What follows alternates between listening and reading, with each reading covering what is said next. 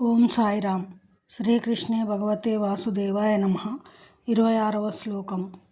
ఇరుపక్షాల సేనల మధ్య అర్జునుడు అక్కడ తండ్రులను, తాతలను, గురువులను, మేనమామలను, సోదరులను, పుత్రులను, మనుమలను, మిత్రులను, అలాగే తన మామలను, శ్రేయోభిలాషులను గాంచెను. రణరంగంలో అర్జునుడు నానా రకాల బంధువులను చూశాడు.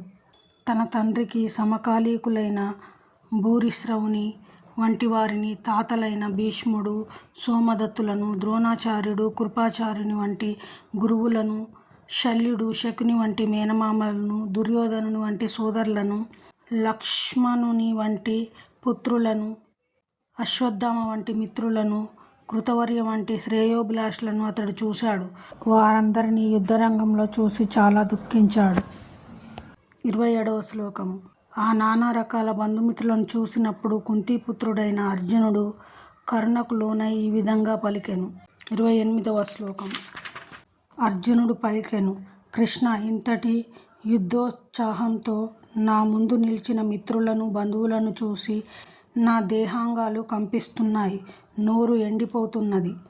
భగవంతుని పట్ల నిష్కలమైన భక్తి కలిగిన ఏ మనసైనా దేవీ పురుషులలో లేదా దేవతలలో గోచరించే సమస్త సద్గుణాలను కలిగి ఉంటాడు. కాగా ఆ భక్తుడు విద్యా సంస్కృతులలో ఎంతటి ఉన్నతమైన లౌకిక యోగ్యతలను కలిగి ఉన్నప్పటికీ దైవీ గుణాలు లోపించి ఉంటాడు.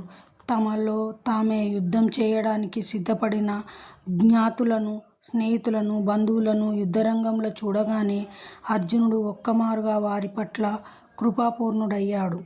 తన సైనికుల పట్ల అతడు మొదటి నుండే దయాభావంతో ఉన్నాడు. కానీ ప్రతిపక్ష సైనికులకు ఆసన్నమైన మృత్యువును చూసి వారి పట్ల కూడా అతడు కృపాభావాన్ని పొందాడు. ఆ విధంగా ఆలోచిస్తున్నప్పుడు అతని దేహాంగాలు కంపించాయి, నోరు ఎండిపోయింది. వారందరి యుద్ధోత్సాహాన్ని చూసి అతడు దాదాపు పూర్తిగా ఆశ్చర్యచకితుడయ్యాడు. దాదాపు రాజవంశమంతా, అంటే అర్జునుని రక్త సంబంధీకులు అందరూ అతనితో యుద్ధం చేయడానికి వచ్చారు.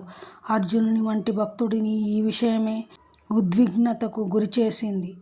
ఇక్కడ పేర్కొనబడినప్పటికీ అర్జునుని దేహాంగాలు కంపించడము, నోరు ఎండిపోవడమే కాకుండా కరుణతో అతడు రోదిస్తున్నాడని కూడా ఎవరైనా సులభంగా ఊహించుకోగలరు. అర్జునులో అటువంటి లక్షణాలు బలహీనత వలన కాక అతని మృదు హృదయం వలననే కలిగాయి. అట్టి మెత్తని హృదయము విశుద్ధ భగవద్భక్తుని లక్షణము. అందుకే భాగవతంలో భగవంతుని ఎడ అకుంఠితమైన భక్తి కలిగిన వాడు దేవతల సకల శుభ లక్షణాలను కలిగి ఉంటాడు. కానీ ఆ భక్తుడు విలువలేనట్టి లౌకిక యోగ్యతలను మాత్రమే కలిగి ఉంటాడు. ఎందుకంటే వాడు మానసిక స్థాయిలో సంచరిస్తూ మిరుమిట్లు గొలిపే భౌతిక శక్తికే ఆకర్షితుడు కావడము సునిశ్చితం. 29వ శ్లోకము. నా శరీరమంతా కంపిస్తున్నది, నాకు రోమాంచితమవుతోంది. గాంధీవ ధనస్సు నా చేతి నుండి జారిపోతున్నది, నా చర్మము మండిపోతున్నది. 2 రకాల దేహకంపనాలు, 2 రకాల రోమాంచనాలు ఉన్నాయి. అటువంటి భావాలు గొప్ప ఆధ్యాత్మిక పారవశ్యంలో కానీ, భౌతిక పరిస్థితిలో కానీ, మహాభయంలో కానీ కలుగుతాయి. దివ్యానుభూతిలో భయమనేది ఉండదు. ఈ స్థితిలో అర్జునుని లక్షణాలు ప్రాణహాని అనే భౌతిక భయం వలన కలుగుతున్నాయి. ఇతర లక్షణాల నుండి కూడా ఇది నిరూపితమవుతోంది. అతడు ఎంత అసహనంగా అయ్యాడంటే సుప్రసిద్ధమైన గాంధీవ ధనస్సు అతని చేతి నుండి జారిపోతుంది. హృదయం దహించుకుపోతున్న కారణంగా అతనికి చర్మం మండుతున్న భావన కలిగింది. ఇవన్నీ జీవితపు భౌతిక భావన వలననే కలిగాయి.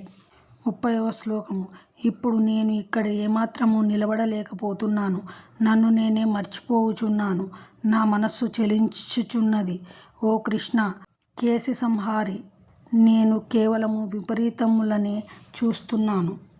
అసహనం వలన అర్జునుడు యుద్ధరంగంలో నిలబడడానికి అశక్తుడయ్యాడు. ఈ మనోదుర్బలత కారణంగా అతను తననే మర్చిపోసాగాడు.